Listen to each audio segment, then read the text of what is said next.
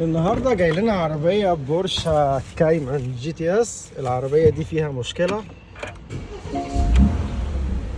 لمبه الموتور منوره، بتطلع انجن كنترول فوق، وكمان عزم العربية مش أحسن حاجة، واستهلاكها للبنزين أكبر من المعتاد، وفي ريحة كربون مع دوسة البنزين الجامدة. يا ترى المشكلة فين؟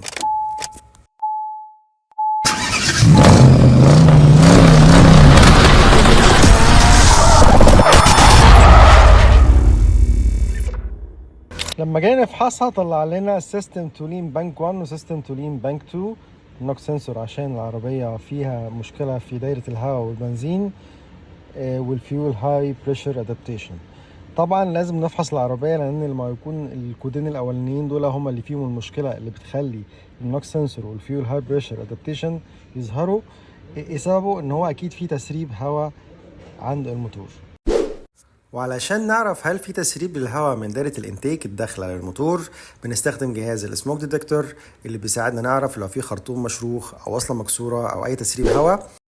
فكرة الجهاز إن هو بيضخ دخان في الدايرة، وأماكن التسريب هنلاقي الدخان طالع منها، وتقدر تحدد بسهولة أماكن التسريب زي ما هو باين قدامنا دلوقتي. طبعا طالما في تسريب هواء من بلوف التبخير دي، هيبقى في هواء هيتسحب زيادة جوه التلاجة، وبكده هيبقى الخليط البنزين مع الهواء مش متناسق، وده اللي هيعمل معانا اللخبطة دي كلها. لما نيجي نفك الغطا، طبعا ده كده كده المفروض ما بيتفكش كده، بس احنا هنفكه علشان نشوف شكله عامل ازاي. ده البلف بعد ما فكناه، شايفين عامل ازاي في الكاوتش دي، شايفينها مقطوعة ازاي. دي كده هتعمل تسريب هواء وهتدخل زيت جوه الموتور وهتعمل مشاكل، لان زي ما احنا شايفين هنا بيبقى فيه زيت. بخرة الزيت بتاعت الموتور كله بيطلع من هنا وبيتسحب جوه التلاجة تاني. المفروض ده بيبقى بلف بيعدي بس الهواء وما بيعديش الزيت، فكده لازم ده نغيره. دول البلفين جداد اصليين علشان نركبهم ونشوف العربية هيبقى اداها عامل ازاي مع بعض.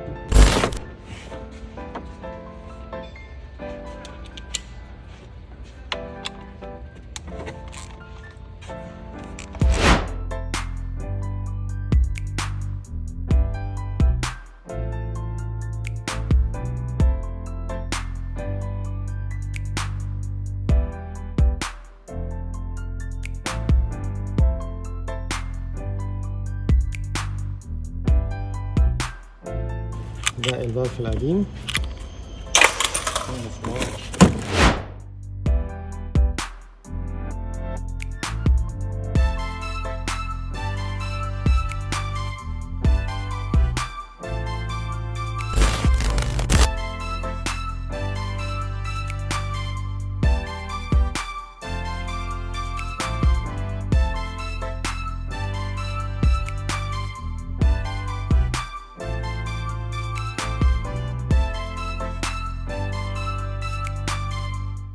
من ضمن الحاجات برضو اللي بتعمل مشاكل عندنا، بتخلي البنزين برضو مش مظبوط، الريجوليتور ده بيحدد نسبة البنزين اللي داخلة جوه غرفة الاحتراق. ده برضو هنغيره علشان نتأكد ان الدنيا مظبوطة تمام. وكمان هننضف حساسات الهواء عشان كمية الزيت اللي اتسربت ليها من بلوف التبخير، علشان نحصل على أحسن أداء ممكن. طبعا الأكواد دي ما بتروحش بالتشغيل، لازم نعملها إريز ونعمل أدابتيشن علشان الموتور يبدأ يعرف ان البلوف دي اتغيرت ويبقى مفيش مشكلة.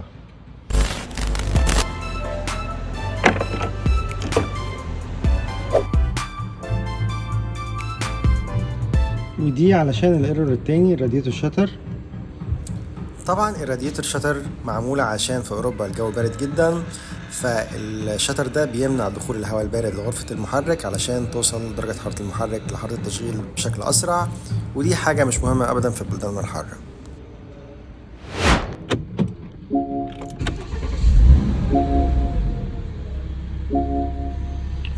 هنبدأ بقى نجرب العربية ونشوف أدائها مع بعض.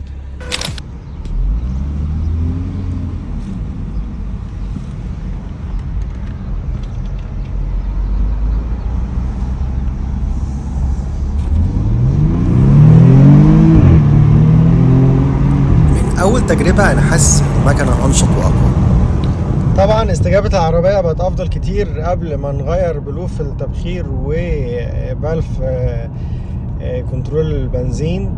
العربية احسن طبعا، انا هستمر في خدتها لمدة ساعة او 2 علشان اشوف الاكواد هتطلع ايه ونتأكد ان الاصلاح مظبوط ومفيش فيها اي مشاكل. طبعا العربية لما بنحطها على وضع السبورت بلس بتبقى حاجة مجنونة جدا.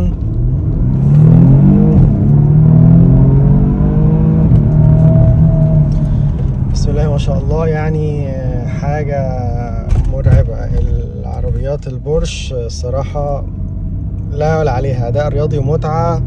أنا بشوفها من أحسن العربيات الألماني، يعني حتى بالنسبة لي أحسن من البي ام دبليو، لأن بحس إن دي عربية ريسنج ماشين، حتى لو هي عربية زي ما احنا شايفين اس يو في، بس ممتعة. وبعد تجربة العربية بيوم كامل فحصنا العربية، لقينا الخطأ مرجعش تاني والعربية أدائها ممتاز، وبكده نكون حلينا المشكلة. استنونا في فيديوهات جديدة مع مشاكل جديدة. معكم مهندس أحمد خيري، مع السلامة.